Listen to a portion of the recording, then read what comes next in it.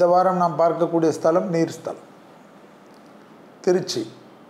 திருச்சி என்றால் ஸ்ரீரங்கம் எப்படியோ அதுபோல் திருவேணைக்கா. திருவேணைக்காவல் என்பது சிவனுடைய ஸ்தலம், நீர் ஸ்தலம் என்பது எல்லோரும் அறிவீர்கள். அங்கே இருக்கக்கூடிய ஜம்புகேஸ்வரர் அவ்வளோ பிரசித்தம். அருள்மிகு ஜம்புகேஸ்வரர் திருக்கோயில் திருவேணைக்காவல் திருச்சியில் இருக்கக்கூடியது தான் பஞ்சபூத ஸ்தலத்தில் இருக்கக்கூடிய நீர் ஸ்தலம். மூலவர் ஜம்புகேஸ்வரர், உற்சவர் சந்திரசேகரர், அம்மன் அகிலாண்டேஸ்வரி. தலவிருட்சம் பார்த்தீர்கள் என்றால் வெண் நாவல். தலவிருட்சம் எப்பொழுதும் முக்கியம்.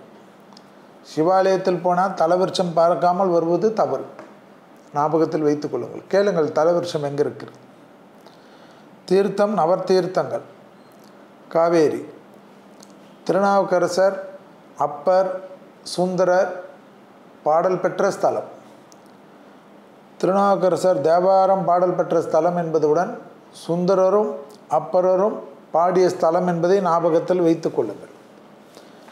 இறைவன் மூலவர் சுயம்புலிங்கம். சுயம்புலிங்கத்தின் கீழ் நீர் சுனை உள்ளது என்பதையும் ஞாபகத்தில் வைத்துக் கொள்ள வேண்டும். பஞ்சபூத தலங்களில் நீர்த்தலம். இதில் ஒரு விசேஷம் பார்த்தீர்கள் என்றால், வீட்டில் ஒரு மண் இடம் வாங்கி கிணறோ போர் போகிறதுக்கு முன்பாக இந்த தலத்தில் வந்து பிரார்த்தனை செய்து கொண்டு இந்த தல விபூதியை எடுத்துக்கொண்டு போய் நிலத்தில் இருக்கக்கூடிய ஈசான பகுதியில் போட்டுவிட்டு கிணறையோ குளத்தையோ அல்லது போரையோ போடுங்கள். சுத்தமான சந்தோஷமாக எப்பொழுதும் வாழ்க்கை முழுவதும் கிடைக்கக்கூடிய நீர் கிடைக்கும் என்பது ஒரு ஐதீகம். நிறைய பேருக்கு அது தெரியாது. ஸோ இது வந்து அவ்வளோ விசேஷம். பஞ்சபூத தலங்களில் நீர்த்தலம் என்று பெயர் பெற்றது. சோழர்களால் கட்டப்பட்டது. அம்மனுடைய 51 சக்தி பீடங்களில் இது ஞான சக்தி பீடம். ஸோ ஞானத்தை கொடுப்பது, படிப்பை கொடுப்பது, வித்தைகளை கொடுப்பது. கச்சேரி, ஸ்போர்ட்ஸு, மியூசிக்கு, படிப்பு ஏதாவது மந்தகதியில் இருந்தால், மறதி அதிகமாக இருக்கக்கூடிய குழந்தைகளெல்லாம் இந்த அம்மன் சன்னிதானத்தில் ஒரு மூலையில் ஒரு திண்ணையில் உட்கார வைங்க. அற்புதம் ஆரம்பிக்கும். அபிராமி அந்தாதிகளுடைய நூற்பயனை அந்த திண்ணையில் உட்கார்ந்து குழந்தையுடைய கையை பிடித்து சொல்லுங்கள். ஆத்தாலே எங்கள் அபிராமி வள்ளியே அண்டமெல்லாம் பூத்தாலே என்று ஆரம்பிக்கக்கூடிய அந்த நூற்பயன் குழந்தைகளுக்கு வித்தைகள் கைகூடும். சுவாமி சன்னதிக்கு பின்புறத்தில் சரஸ்வதி நின்ற நிலையில் வீணை இல்லாமல் காட்சி தரக்கூடிய ஒரு அற்புதமான தரிசனம். அருகில் கார்த்திகை ரோகிணியுடன் சந்திரன் இருப்பது விசேஷம். 5 முகங்கள் கொண்ட பஞ்சமுக விநாயகர் தான் இங்கு பிரசித்தம். பஞ்சமுக விநாயகர் தேஷ்டா தேவியுடன் கூடிய சனீஸ்வரர் சந்நிதிகளும் இருக்கக்கூடிய ஒரு கோயில். குபேரன் பூஜித்த குபேரலிங்கம் அதுதான் இங்கே ரொம்ப விசேஷம். அதாவது எப்படி நீர்நிலையில் ரொம்ப இதுவோ பஞ்சபூதத்திலும் மிக முக்கியம். பஞ்சபூதத்தில் நீர்நிலையாக இருந்தாலும் குபேரன் பூஜித்த குபேரலிங்கம் இருக்கக்கூடிய ஒரு இடம் ஜம்பு தீர்த்தங்கரையில் உள்ளது. கேட்டு போகணும். எல்லாம் கோயிலுக்கு போனால் பொறுமையாக போகணும். முதலில் யானையை கும்பிட்டு விட்டு போங்க. அற்புதமான புத்திசாலியான யானை. அதற்கு உணவாக காய்கறிகளை வாங்கி கொடுங்கள். சும்மா வாழைப்பழம் மட்டும் இல்லாமல் சந்தோஷமாக காய்கறிகளை வாங்கி போயிட்டு முதல்ல கொடுத்துட்டு போங்க. கணவன் மனைவி ஒற்றுமைக்காகவும் விவசாயம் செழிக்க வேண்டும் என்பதற்காகவும் தண்ணீர் பஞ்சம் ஏற்படாமல் இருக்க இந்த தலம் மிக முக்கியம் என்பதை ஞாபகத்தில் வைத்துக் கொள்ளுங்கள். காலகாலமாக நாட்டில் பஞ்சம் ஏற்பட்டால் இந்த தலத்தில் வந்து தான் அபிஷேகம் செய்வார்கள். இந்த தலத்தில் வந்து தான் பூஜிப்பார்கள் மழை வருவதற்கு. 100 ஆண்டு காலமாக நமக்கு அதாவது நினைவில் இருக்கக்கூடிய காலத்திலே இந்த பஞ்சத்திற்கெல்லாம் தண்ணீரால் ஏற்படக்கூடிய பாதிப்புகள், மழை பொய்த்து போய்விட்டால் இந்த கோயிலில் விசேஷ பூஜைகள் நடக்கும். அப்பேற்பட்ட ஒரு அற்புதமான இடம். உடனடியாக நீர்நிலைகளெல்லாம் நிரம்பும் என்பது ஐதீகம். ஜம்புகேஸ்வரர் அமர்ந்திருக்கக்கூடிய மூலஸ்தானம் எதிரில் வாசல் கிடையாது.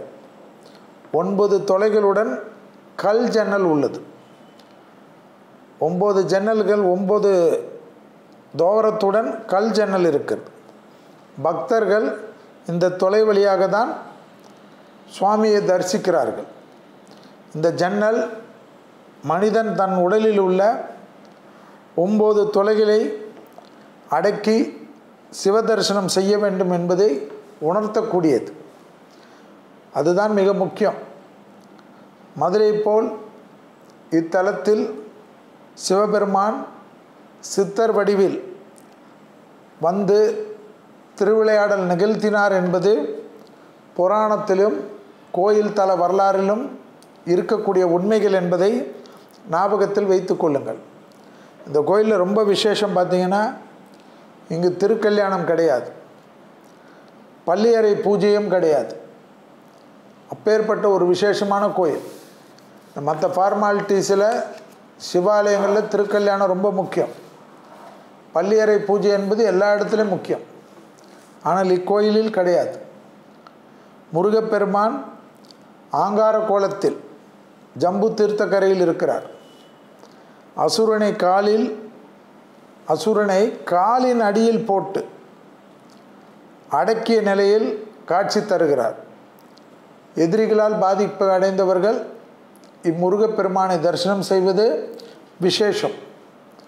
முருகனை இத்தகைய அமைப்பில் காண்பது அபூர்வம் என்பதை ஞாபகத்தில் வைத்துக் கொள்ளுங்கள்.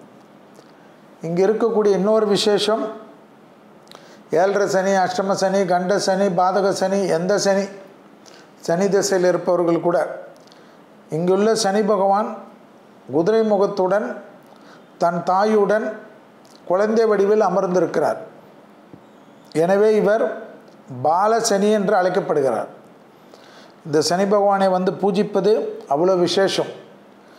மேலும் சனியின் மனைவிகளான ஜெயதிஷ்டா தேவியுடனும் நீலாதேவியுடனும் குழந்தை வடிவில் அருள் பாலிக்கக்கூடிய ஒரு அற்புதமான திருக்கோயில்தான் திருவானைக்காவல் என்பது ஞாபகத்தில் வைத்து கொள்ளுங்கள். அம்பிகை காவேரி நீரில் லிங்கம் பிடித்து வழிபட்டால் சிவன் அந்த லிங்கத்தில் எழுந்தருளி அம்பிகைக்கு காட்சி தந்தார் என்பதுதான் ஸ்தல வரலாறு. அம்பிகையால் நீரில் லிங்கம் உருவாக்கப்பட்ட தலம் என்பதனால் இது பஞ்சபூத தலத்தில் நீர்த்தலமானது என்பதும் ஞாபகத்தில் வைத்து கொள்ள வேண்டும். கடந்த வாரம் பார்த்தது வாயு தலம் காலாஸ்திரி. இந்த வாரம் நாம் பார்ப்பது நீர்த்தலம் திருவானைக்காவல் ஜம்புகேஸ்வரர் கோயில் திருச்சியில் இருக்கக்கூடியது. ஸ்ரீரங்கம் மட்டும் பார்த்துவிட்டு சமயபுரம் அம்பாலை பார்த்துவிட்டு திருவானைக்காவலை பார்க்காமல் வராதீர்கள். ரொம்ப விசேஷம். உச்சிக்கால பூஜையில் மிக மிக பிரம்மாண்டமான பூஜை, யானையால் செய்யப்படக்கூடிய ஒரு பூஜை. அதற்கெனே இந்தியாவில் பல பகுதியில், உலகத்தின் பல பகுதியிலிருந்து வந்து தரிசனம் செய்யக்கூடிய ஒரு கோயில்.